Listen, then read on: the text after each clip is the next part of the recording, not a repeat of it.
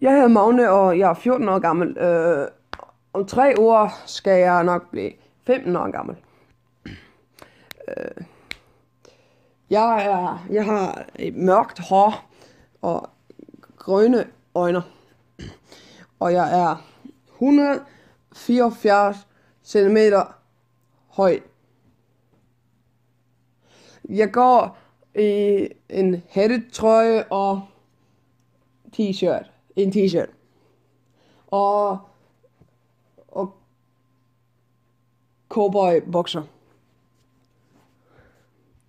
Jeg bor i et hus med min mor, far og 2 søskende og en død frø.